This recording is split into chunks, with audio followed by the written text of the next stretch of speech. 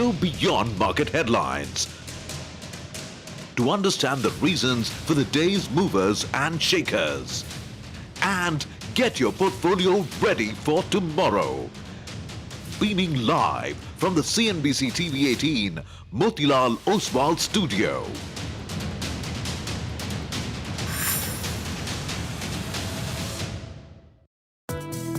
Taiwan index is up 0.4%. Hang Seng is up 0.9%. Debt then compounds on the debt, and it's squeezing out. 24,462 and 25,116. This is the range for the market.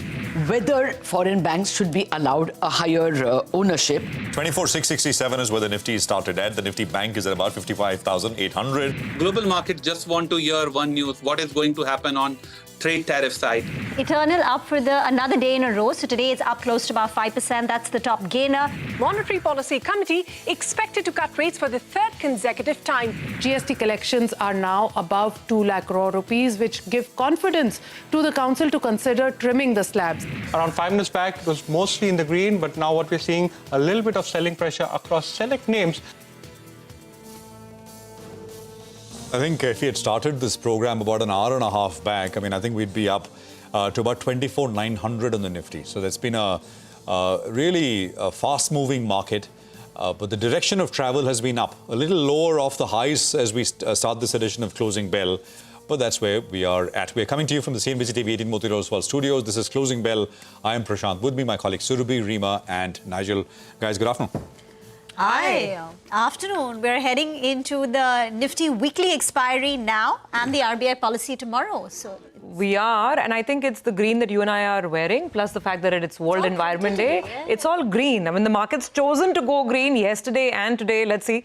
Last hour coming up, but it seems advantage bulls for now. Nigel? Well, that's right. Credit to your ladies for the market being in the green. But I think, we're still in that range. The markets actually earlier today, we were above the 24,800, 24,820 odd mark. So from there, we pull back a little bit. Let's see whether the final hour of trade has some excitement. But I think looking at the options data, still the odds are that the 24,750 to 24,800 mark will get defended on the upside. If we can get past the 24,800 mark, we can have a very quick 100 points even from there. So I think that's the range on the upside. 24,800 is where the bears would like to defend. But Nifty Bank not participating again, Prashant? No, absolutely. And I think that's the index which didn't really do very much yesterday as well. And today as well is kind of a bit of a move higher midday, but then again, nothing after that. And of course, compared to the Nifty, the move higher midday was really pale in comparison to what we saw on the Nifty. So, actually at the highest point of the day, you have to say, we basically took out, there's a channel resistance at 24,750. All that went. And we are basically back at about 24,720 and hit 24,900. 25,116 is the swing high, which is essentially a level we put out over the last many days. And that's the range that broadly, that range that we've been talking about, 24,463 on the lower side and 25,116, 25,100. Let's take it that round number as the resistance as well. So it's still, flitting around in that range without very much really to show for it. Broader markets, though, I think are a different story. And just look at the Nifty defense pack once again. And as I was coming in, I was looking at this, 2.5% higher, by far the biggest gainer, the Nifty Defense Index. And that's a 200-point pop. And even if you look at stocks, right, Cochin Shipyard is the #1 volume-led gainer on the NSE with a 12% gain. But it's not alone. There is Data Patterns, which is coming up with a 6% pop. Paras Defense is up about 6% or so. And MTAR Tech is up about 5%. And so much more. Even, and Reema and I were talking about this earlier, something like an Idea Forge, complete, since listing, didn't really perform at all. But just look at what Idea Forge has done and is doing today. I guess it needed that defense push in that sense, and it's performed. I think from the lows in April of $300, it's basically doubled. From the 7th of April to now, it's gone up 100%. So a tremendous move, and today as well, it's up another 5.5% or so. Let's actually talk about all of this and more with some trades as well. Mitesh is here. Mitesh, afternoon. What's your sense? Indices and then your trades. So Prashant, on the indices, nothing has changed. Actually, we just kind of, bounced back from the lower end of the range now somewhere in the, we hit an intraday high, which is nearly middle of the range. But I think, it still is a market which is doing 24,500 to about 25,050. Broadly, the bank Nifty is still remains between 56,000 to about 55,000. So, I think it's still a market which is just sideways and not giving you any kind of directional bias. Though my sense is that eventually we have a higher chance of breaking on the upside. But that is something which we will figure it out once the market kind of reach near the upper end of the range.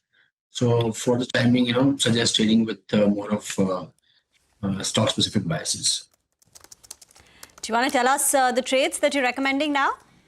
Yeah, so I think, pharma is something which is showing good traction today. I would recommend a Lupin once it starts getting past 2,000. There's a mild pivot over there, and the stock is trading just right at 1990s or 1995. So buy about 2,000, then keep a stop at 1975. Look for a target of around 2050. The other one on the radar is Zydus Life Sciences, which is a buy with a stop below levels of 935 for targets of 990. Okay, so got that. Those are some ideas, Mitesh. Mitesh, before we let you go for now, just a word on Eternal. We'll discuss the fundamentals around the stock in a bit, but the price action has been very interesting. After being absolutely, down and out, suddenly there's traction, volumes, and price moves as well. What do you make of it? So it's been on a recommendation list in the last few days. There's been a good breakout, and the eventual target, or the near-term target, which was around 260, has been met. Now, if you rewind a few months back, when the stock was falling from highs of 300, there was a big gap down between levels of 263 to about 258, and I think that gap has been attempted. So I think if somebody's having short-term positions, the stock in the last 5 days has moved up from 230 to about 260. Time to take profits over here. The 200-day average is at about 245, 47 zone. So if you get a decline, pull back to those levels, re-enter again, or wait for this gap to be filled. So buy about 264. Eventually, I think the stock will head towards 290 odd levels, but in the short term, one leg of move seems to be done. Swiggy's taken a bit of a backseat today. That's flat. And the one which is moving is actually First Cry or Brainbees. Big move on that stock, up close to about 9%. Came out with numbers towards the end of May. The company's net loss had widened. The stock slipped about 4%, went down to levels of 360. And since then, from the 27th of May, it's climbed back up to about 395. And a bulk of that move has played out today. One other big mover, actually it's been a big mover for the last years now, that's Coforge. So JP Morgan has written on Coforge, and they say that Coforge is their APAC conviction call. They're calling the stock their all-weather growth champion. It's the top pick in the IT space, target price 2080, 20% upside from current levels. So top down, what they are saying is that the recent analysis of the clients of the IT companies, so they've all reported numbers, whether it's banks, consumer names, and the key sense is that the IT spending environment has not deteriorated, and therefore IT companies may not see significant earnings downgrades. So in that sense, the top-down setup is fairly attractive. But now bottom up, when they look at and do the analysis, Coforge is right on top. Because one, this is one of the few companies where FY26 growth will be better than the FY25 organic revenue growth. So more than about 15%. Secondly, the company will continue to outpace peers in terms of growth. And look at the growth that JP Morgan's anticipating. A 19% compounded revenue growth for the next 3 years and 25% EPS compounded growth, CAGR. And that's higher than what the other companies are likely to report. And if they look at the valuations, they're saying it's not expensive. Given the growth, the company is trading at a PEG ratio of 1.7 times, which is cheaper than many of the other IT companies, which are trading at 2 to 3 times. So fast growing, and keeping that in mind, the valuations are also fine. It's their all-weather growth champion. That's the title for Coforge by JP Morgan. Devin Choksi is now with us. Devin, stock is corrected a bit. So has the rest of the IT pack, but even Coforge has. Would you buy it at these levels? Good afternoon, Dimon. Well, I think when you look at the valuations of the company, probably I think these particular growth numbers which are being projected, I think they're fully reflecting into the price as I see it. So whether it is an immediate buy opportunity or it is a momentum buy opportunity, I would think that it would be more of a momentum buy opportunity at this point of time. Fundamentals, though they remain, I think, convincing at this point of time, and I think suggesting that the growth will continue for 2-3 years. Having said that, I think the valuations are factoring most of it in my viewpoint. So as a result of which, wouldn't like to immediately, I think, put a buy. But yes, I think momentum remains strong. So as for traders, I think this could be, I think, a different story. Investors, they can wait for buying. Okay, all right. Hi, Deven. Good afternoon. Good to see you, Ven. Deven, what about Eternal or the erstwhile Zomato? One would have expected the stock to be under pressure. All the rejig, the foreign selling that took place in the last week got absorbed very, very quickly. And importantly, in today's trading session, the stock has crossed past its QIP price, which was at around 252. And we know that at that point of time when they did the QIP, there was a lot of appetite. Your view on the stock today, it's one of the top gainers on the Nifty. Hi, Nigel. Afternoon. I think largely also the fact that they have been tweaking around with their revenue model. They have been playing around with the revenue model along with Blinkit, I think, where the larger number of orders are getting executed, wherein the Blinkit is expected to cross what Zomato is basically doing in the Eternal's umbrella. I think they are likely to cross, combined together, I think likely to cross significantly large number of orders that they are executing. And given the success of platform fees, given the success of other fees other than the platform fees which they've been charging, I believe that I think probably the revenue could go up from current levels. However, I think when you look at the valuation and the price, probably I think everything is discounted in the price. One would rather like to enjoy the services I think that this company is providing to the consumer rather than I think buying the investment, unless I think you are a momentum trader. Okay, all right, got that. Devin, thanks for it. We do want to discuss, of course, the whole EV situation and what to do with some of these EV stocks. Before that, maybe we can go across to Parikshit and get the latest on this big story that's playing out. China restricting the supply of rare earth magnets, something which is a very important input for the EV sector. Parikshit is back. Parikshit from his US trip, of course, which is quite eventful. Good to see you here on the screen again, Parikshit. What's the latest you're picking up? I mean, what are the options that perhaps the government and the industry are considering to mitigate this situation? Well, you spoke about US. In fact, we're told by top sources in the government that China's aim by restricting supply of rare earth magnets is actually the United States. And that's because of the tariff war that Donald Trump has unleashed. And this is China's way of telling the world that the supply chain of critical minerals, critical materials and components lies in China. And you cannot impose harsh tariffs or try to arm twist China in that sense. But yes, India is getting into a big problem. We've been told that no consignments of rare earth magnets have come to India post the 4th of April when this new notification came into effect by the Chinese government. What we are doing about this? Well, there have been high-level meetings at the Prime Minister's office, the Ministry of Heavy Industries, the Ministry of External Affairs and the Ministry of Commerce. All your top ministers are aware of this problem. For the moment, there doesn't seem to be a solution apart from the fact that you follow the protocol that is being laid out by the Chinese government. That is, you fill out the performer, the form which basically is a guarantee that you're not going to use this for dual use, you're not going to use this for weapon systems, and this has to be cleared by the Chinese government. So it is a long procedure and consignments for India are not being cleared, is what we are being told. There is a plan, there is an industry proposal to allow the industry bodies, the automotive industry bodies, to travel to China to meet Commerce Ministry officials there, but clearance for that is yet to come in. The Indian government is considering this proposal. What are the options right now before the industry? Very few.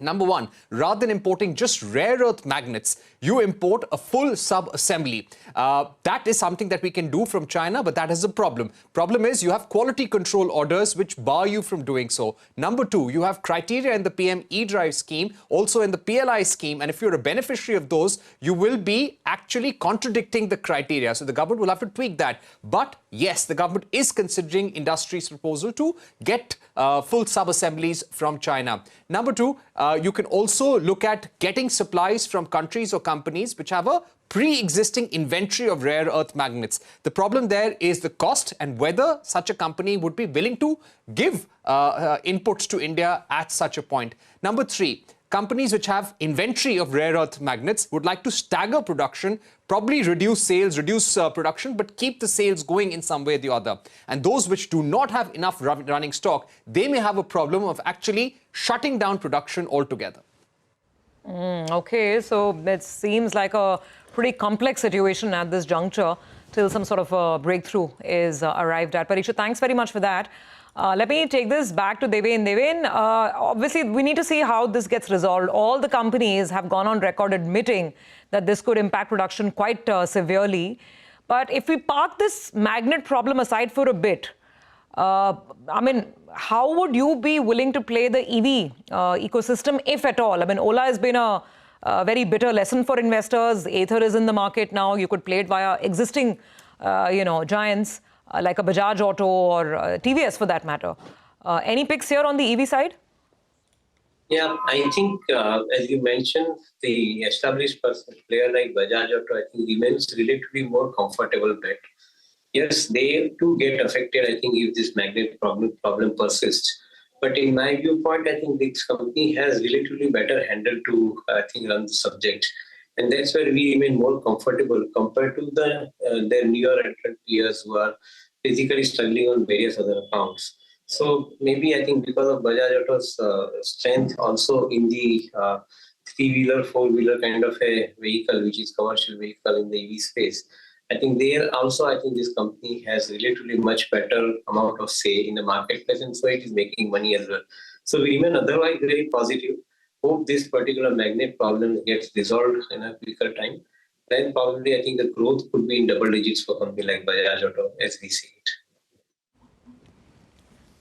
No, absolutely. And I think, June, July, essentially, as Parikshit also pointed out, because the restrictions came into effect early April. So, and with, you count the inventory out, which companies have, maybe now we'll start to see. But as Parikshit said, I mean, we'll have to deal with it.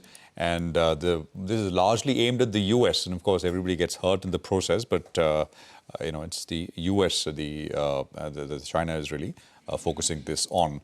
What else? I mean, I think we should just look at maybe a quick word on something like an Idea Forge. I don't know if you've looked at this one, but it's a massive move, huge underperformer since listing, and it's still nowhere close to the high. Was I think almost about $1,400. Stocks at 600. But the point is, it's come off the lows a month ago. The low was about 300 rupees, so 300 to about 600.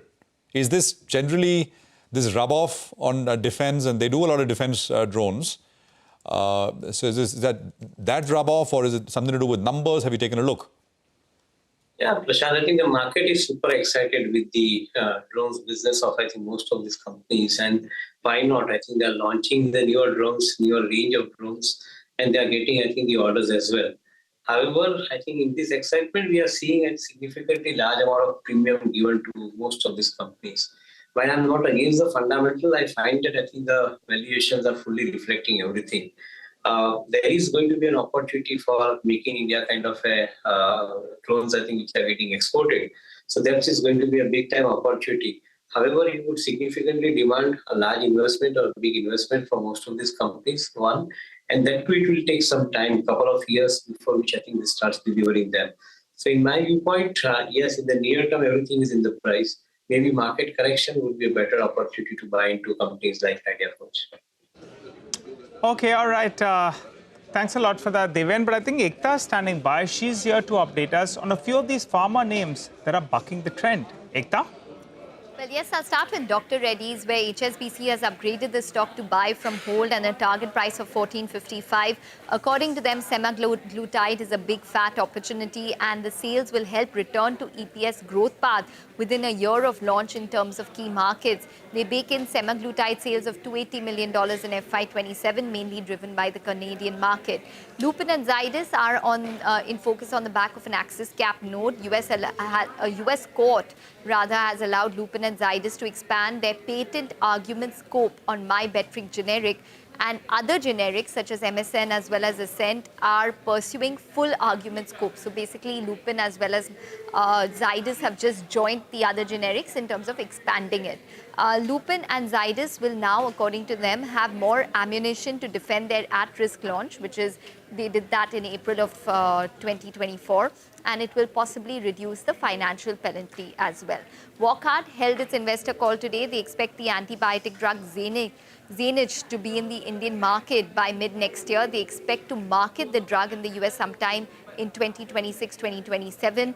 They expect 80 to 100% growth in the top line over the next 3 years and move to margins of around 20% by then.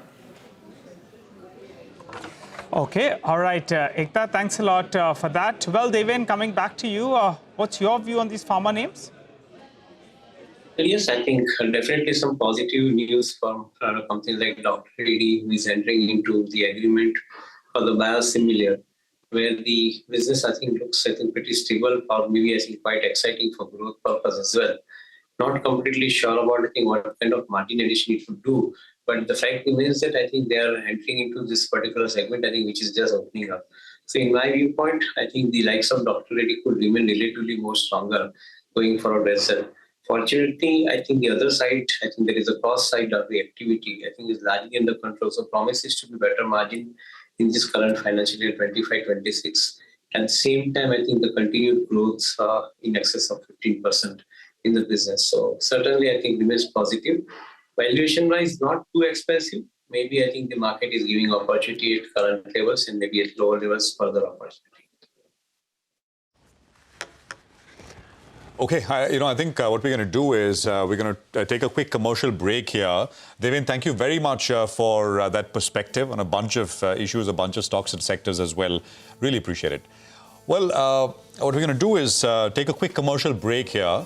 We're going to come back and get you Jigar Mistry, who's going to be with us on the other side. Stay tuned.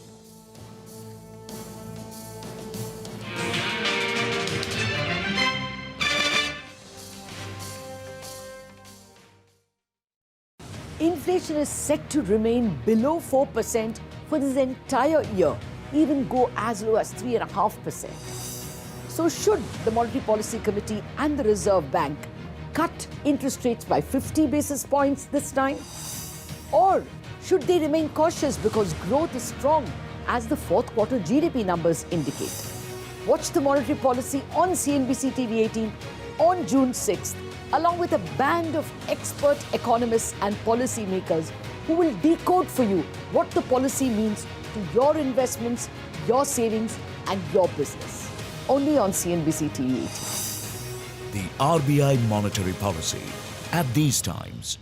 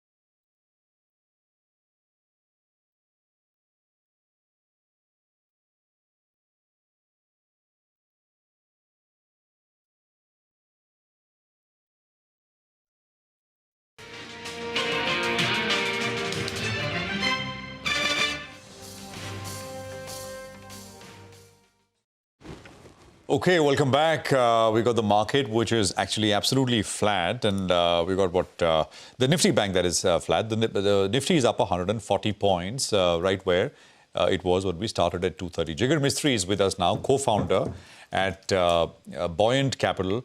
Jigar, good to have you back on the program. Thank you for joining us. Let's just zoom in straight to what's happening on defense, Jigar. It's of course there is a real story. Which is playing out in terms of indigenization, etc. But I worry whether we're getting kind of swept away as investors. Some of the rises are really, you get scared. Look at what's happened with Mazgaon or even Cochin today. What is your sense, Jigar? Have you looked at this space in any detail? Right, Prashant. So, good afternoon. Great as always to be on your show. We have not looked at it in a great detail, but I think what's really happening is that whereas there is a very clear-cut case of a lot of incremental government spending, given that, let's call it a skirmish between India and Pakistan, and following that, India across the board sort of showed a much stronger presence. Naval and Army was always strong. The Air Force was much stronger this time around. And clearly, we see that as a win of more of a DRDO-led sort of process rather than the companies-led process. Now, obviously, the governments are going to spend a lot more, but I doubt if a lot more of these orders are going to come to these companies. If anything, India did well, despite the delay that many of these companies have caused in delivery, could be sort of Tejas aircrafts, or maybe Vishal, the new sort of aircraft carrier. Just because sort of the wave is so positive in and around this space, if you check the number of shareholders that many of these companies have gained over the past 2 years or so, it tells you that it is much more sort of a frenzy, which you cannot really justify if you try to do a reverse DCF on a lot of these businesses. So whereas we are interested in this space, but it's difficult to buy a business without sort of having a very large leap of faith. So you don't own anything in this space, right, Jigar? No, not really anymore. Jigar, in the past, you have tracked IndusInd Bank. Is it a part of your portfolio? No. Okay. But what have you made of the series of irregularities that have crept up in IndusInd Bank? And as an investor, do you think the worst could be in the price? Because incrementally for bad news, it's not that the stock is falling. But at least for now, do you think the bottom may have been made, even though the recovery takes some time? I mean, how would you approach IndusInd Bank now? Or think about it? Right, Rima. So I think, whenever you buy a microfinance business, that's always a tricky one. If you remember, Vikram Akula wrote a book, Micro Meltdown. And that's widely considered to start in and around the same time Mohammed Yunus started Grameen in Bangladesh. Now, the cumulative profit that SKS Microsystems made between 2000 and 2010, they had to write off twice the amount of cumulative profits in 2011 when the Andhra problems crept up. So it's an extremely cyclical business, and therefore these institutions have traditionally sort of stayed separate from the overall, bureaucracy of a banking system that it brings. When that size is very large compared to the other traditional banking assets, there is a propensity for sort of, bad news to creep up, which the traditional management either may not be fully aware of or may not be all that willing to acknowledge. So I would say just the construct of the system was such that this was not entirely unexpected. Once that has transpired, we don't really know if all of it is in the price or not. But as you said, the price has held up fairly well. And if somebody had, some space left in the turnaround story brackets, then I think it might make for a reasonably interesting business to at least start looking at. But frankly, at least we don't know on whether that is the case or not. So we don't own it as yet. All right. Hi, Jigar. Good afternoon. Good to see you. And Jigar, I need to talk about our core sector. This time I'm asking you about silver.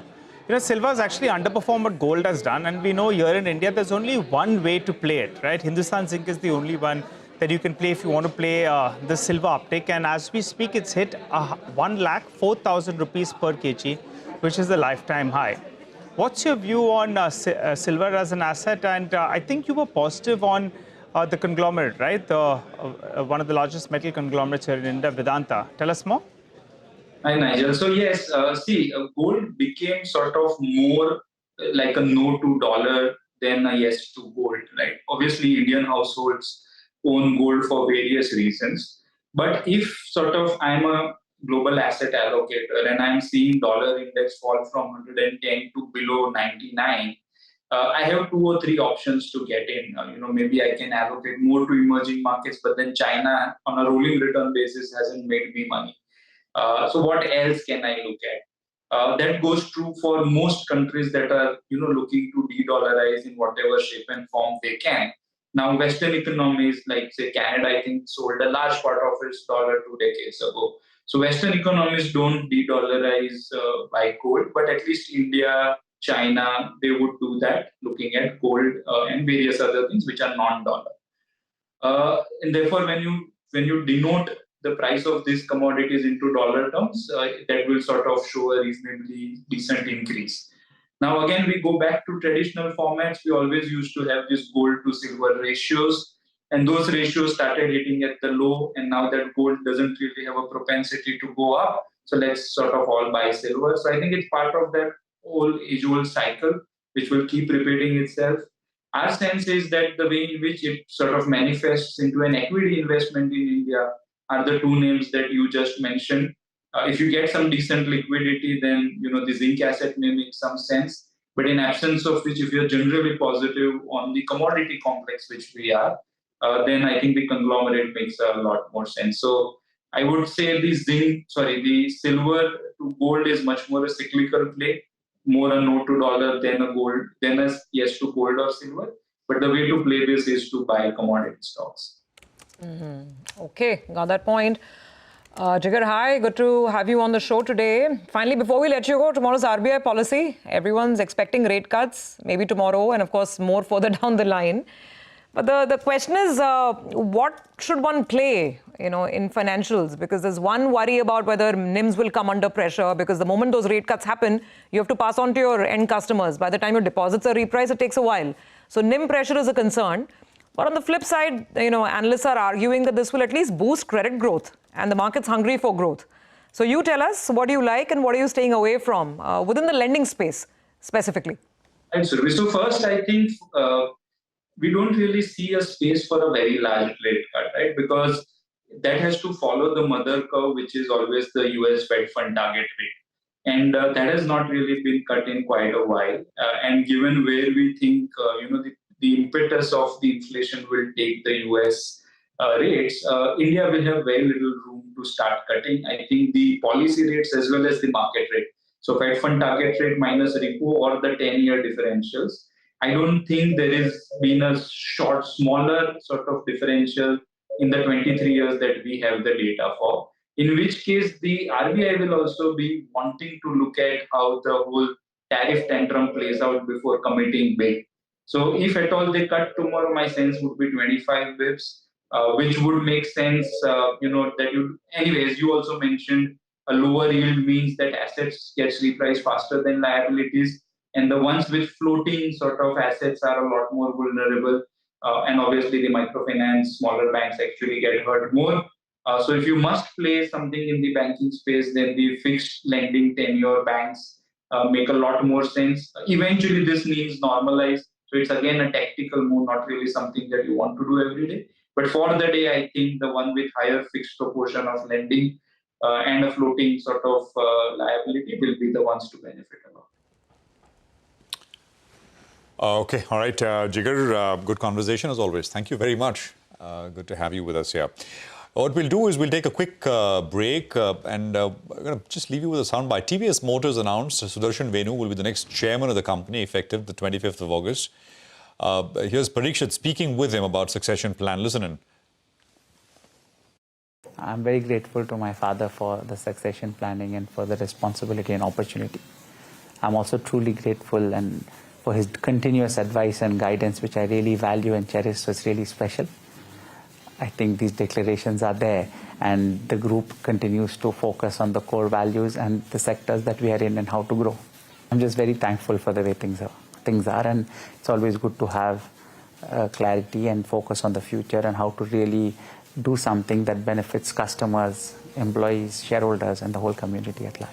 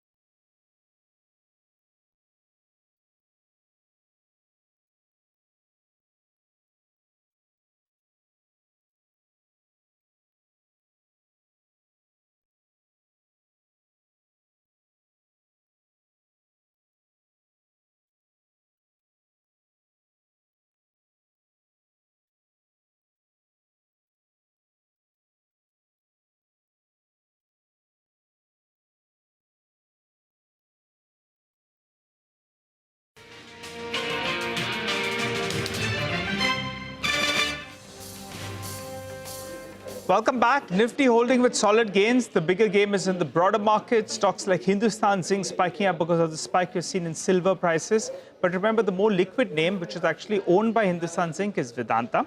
And that's why that as well has perked up a little bit. It has a bit of a headwind because oil prices are falling.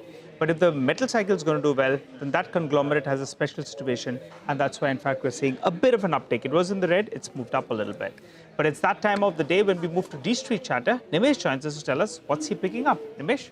Nigel, in a quiet day, I guess it's a wait and watch out of the policy tomorrow. And interestingly, while it may not be visible on the screen, but there's a bit of profit booking in the rate sensitives today. So PSU Banks, real estate names, there's a bit of profit booking now after the anticipation that maybe 25 basis points is given in. So, of course, that policy will be important to watch out for. Broadly, the flows are quite mixed, and I've been saying this for a while that there is no big surprise in terms of larger flows, and for the last couple of days it was more skewed towards because of the block deals. Again, but the trend is likely to continue. I'm going to talk about a couple of blocks there, and broadly, I guess the broader market outperformance continues. So there is a bit of sense of buying back, or at least the retail participation is back in the broader market names. But from a Nifty and a Bank Nifty perspective, it's a quiet day.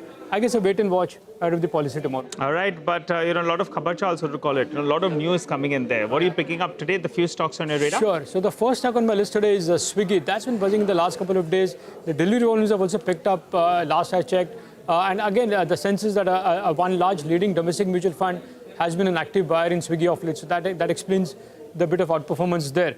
The second stock is Motilal Oswal. Within the financial names, especially the broking companies, this is relatively underperformed. We saw a block yesterday where the promoter entity was a seller, a small seller there.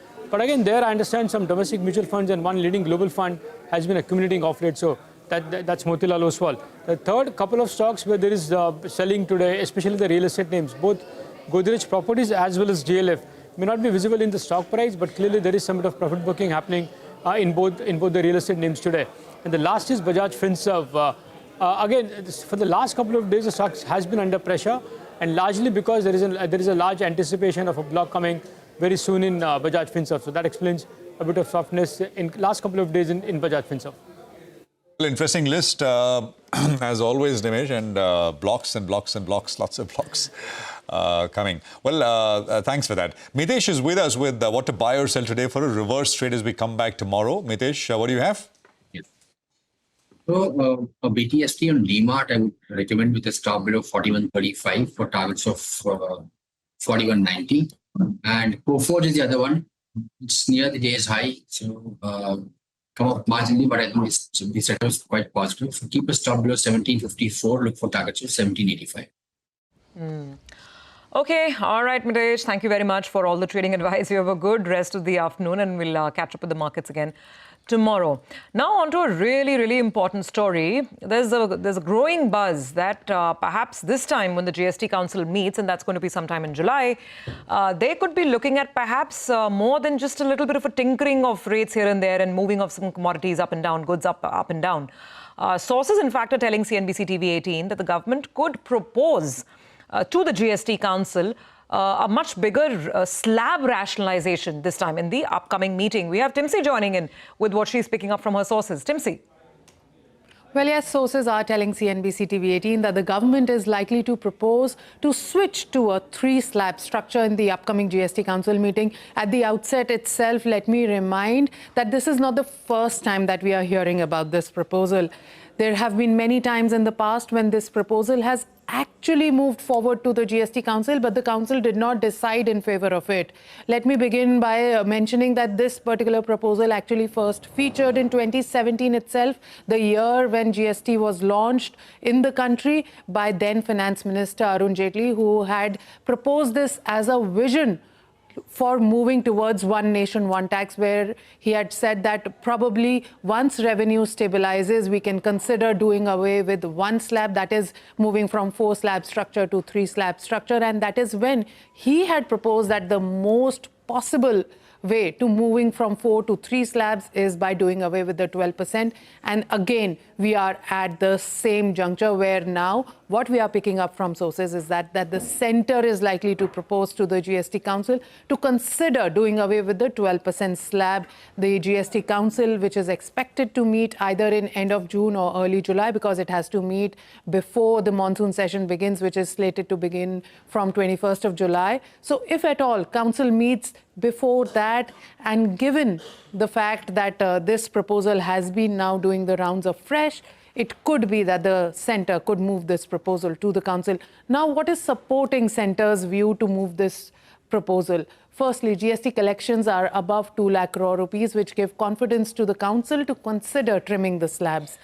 Secondly, by doing away with the 12% slab, council can think to shift the common use items which are in the 12% slab in the 5% rate, which will bring down the burden, and only select few items which are not much of an impact for the common man can move to 18%.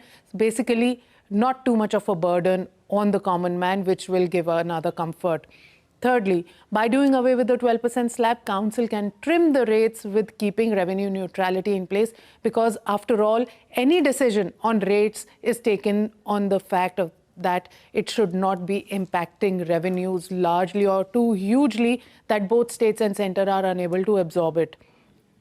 And lastly, what is very important, something that I would like to remind our viewers also, that there is a group of ministers on rate rationalization which has not yet proposed to trim the rates as of now. However, doing away with one of the slabs or a slab rationalization is a terms of reference under which they have to work. And in their report till now, they have not proposed this.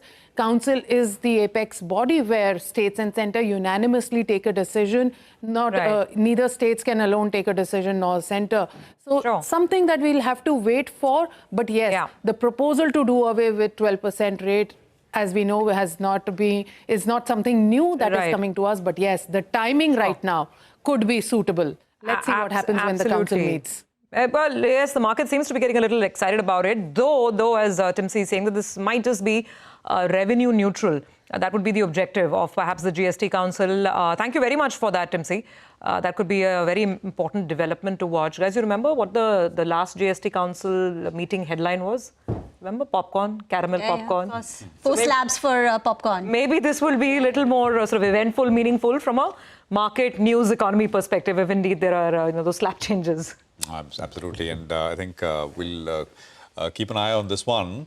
The idea was one rate, everything there, and at a low enough, so the tax buoyancy, right? But it's been buoyant anyway. Even with this complicated structure, we've crossed 2 lakh crores. 2 lakh crores, so I think it's been good in that sense. RBI tomorrow, right? So Ritu is here with the expectations in terms of what you should know. It's mostly 25 basis point cut. I looked at a Bloomberg survey. There's one analyst, one lone economist calling for a 50 basis point cut. Ritu's with more. We're going in with the expectation of a hat trick, with the Reserve Bank's Monetary Policy Committee expected to cut rates for the third consecutive time. Now, inflation is tracking well below the RBI's 4% target, and the first quarter numbers are also likely to undershoot the forecast, and so it'll be very difficult for an inflation-targeting central bank to not deliver a cut. Now, while 90% of our respondents to the poll expect a 25 basis point cut in this policy, a smaller section believes a large 50 basis point cut could boost the credit cycle and lift sentiments. The repo rate currently is at 6%, and that is expected to go down to 5.5% in this rate cutting cycle, and that will mark the shortest and the shallowest RBI rate cutting cycle that we've had in over a decade. But a smaller section is expecting the terminal rate at 5.25%. So overall, the market sees space for another 50 to 75 basis points of cuts from here on. Now, most expect RBI will stop the rate cutting cycle by December. Some are even expecting that to happen by August. The GDP forecast for the year, that is most likely to be left unchanged at 6.5%, even as RBI takes note of some of the risks from rising global trade uncertainties. On the inflation front, though, a revision is quite likely, with CPI inflation under 4% for 3 straight readings. A majority of the respondents to our poll expect RBI to lower the FY26 forecast from 4% by 10 to 20 basis points and possibly more, which will support future rate cuts. As for liquidity, most feel RBI has already done enough, and with that record high dividend, core liquidity is expected to stay in surplus in the coming months, so don't expect any big action on that front. But here's what else to watch out for. Any tweaks to the liquidity management framework for one, and there's also been some chatter whether RBI may introduce the external benchmark linked rate, or EBLR, for the NBFCs as well, to ensure that there is better rate transmission. And of course, the street will watch out for commentary on the global macro outlook and how that might affect India. So bottom line is, this is a policy where RBI's rate cut could be predictable, but its guidance and other measures will be what the markets will look at very closely. Thank you very much for that. It's the Nifty weekly options expiry, but things have been very quiet for the last 45 minutes or so. The Nifty has been hovering around 24,750, up close to about 0.5%, give or take a couple of points. Anand Tandon is now with us. Anand, we should brace ourselves perhaps for a rate cut, and more coming as the calendar year goes by. Would you align yourself towards rate sensitives? Well, whether or not rate cuts, when you say rate sensitives, you are basically talking about, banks and perhaps to some extent capital goods, which are affected by investments. We have not seen a great flurry of investment activity coming from the private sector. It's been mostly led by government. Therefore, it is not rate sensitive. And as far as the banking sector is concerned, whether you deliver a rate cut or not, by and large, that's the one area which is actually doing reasonably well in terms of growth, and is likely to, because so far NPAs have not created a problem. So net, I don't think that there will be any significant impact. To my mind, you don't have as much as the market thinks in terms of space, not because of inflation. I mean, frankly, I don't think that the monetary committee worries too much about inflation, because if they did, they should have raised it way ahead, much faster than what they did. For 2 years, we had 6% and plus inflation, and nothing happened in terms of rate increases. So if there is not, that's only an excuse. Broadly, you should expect, because the government wants to reduce the rate, that there will be a rate cut. The impact on the market, to my mind, is going to be meaningless. Okay, that's as far as the rate cut is concerned tomorrow, and what the expectation is from there. Markets continuing to move on quite nicely. Cruise mode on the Nifty, 140 points up. The Midcap index up about 0.6%. Reddy's, by the way, has been reacting quite favorably, Dr. Reddy's, to some brokerage notes. HSBC came out with a positive sounding note on Dr. Reddy's.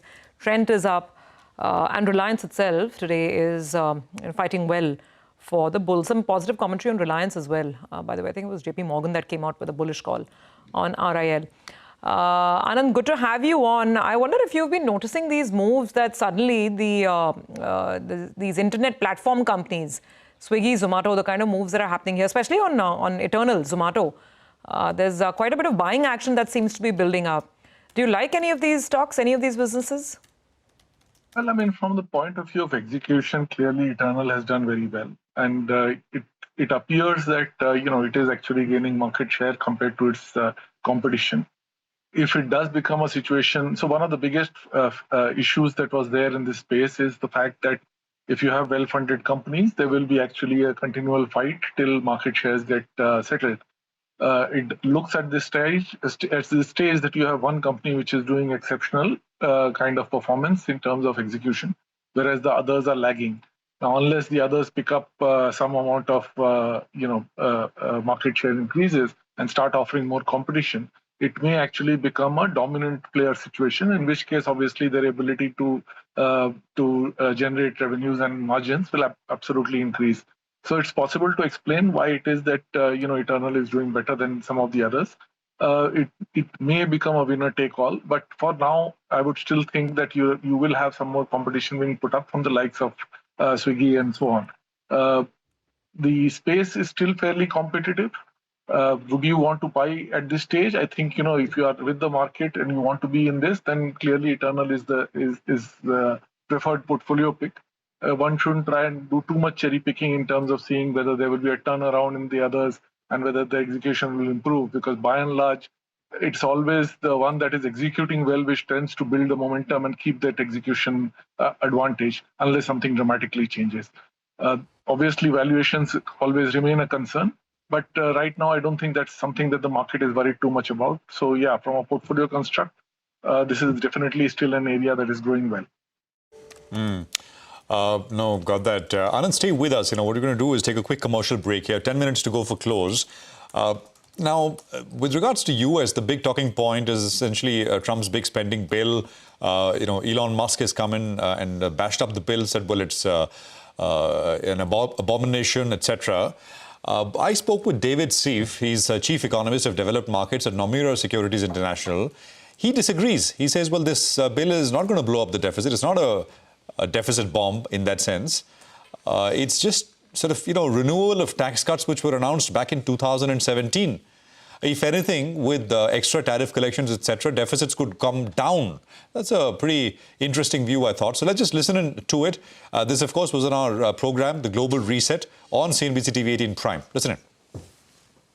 So I don't think there needs to be a huge amount of repricing with respect to the One Big Beautiful Bill. And the reason behind that is that many of the Trump tax cuts from his first term are set to expire at the end of 2025. And so when you, most of what this bill does is renew those tax cuts, not exactly one for one, but pretty close to one for one. And, the bottom line is that I think the overwhelming market expectation was that some sort of bill, or maybe it would have been broken up into multiple bills, but that some sort of set of laws would have ultimately come into place to renew those tax cuts. So when we see these $3, $4, even $5 trillion deficit addition numbers thrown out for what this bill does, I think it's important to take into context. That's assuming that the Trump tax cuts from his first term had simply been allowed to expire. And that was never something that I think markets were really expecting. It's not as though this bill expands the deficit versus what we're already seeing today in terms of where tax rates are. And I will say that although it's not clear that all these spending cuts will ultimately make it through, when you look at the fact that there at least are some spending cuts, and then you also, separate from the bill, take into account the fact that it's likely that hundreds of billions of dollars per year will be collected in tariffs, we could actually see a small decrease in the deficit in the U.S. over the next couple of years. I don't want to overstate that point, but I do think that it's a little bit of a false narrative to say that this bill is blowing out the deficit, because the alternative would have been a big tax increase that I just don't think anybody was really expecting to go through.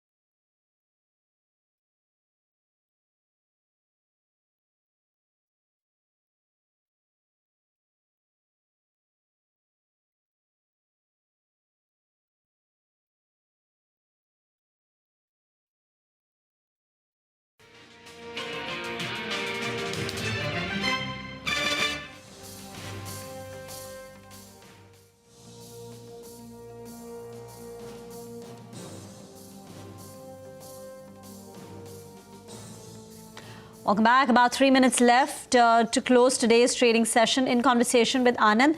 Anand, Reliance Infrastructure, a stock where people have burned their fingers, forgotten stock, but it's come back. At the start of May, a month back, the stock price was about 230, and now we're at 370. The share price has run up. Do you think things will turn around fundamentally?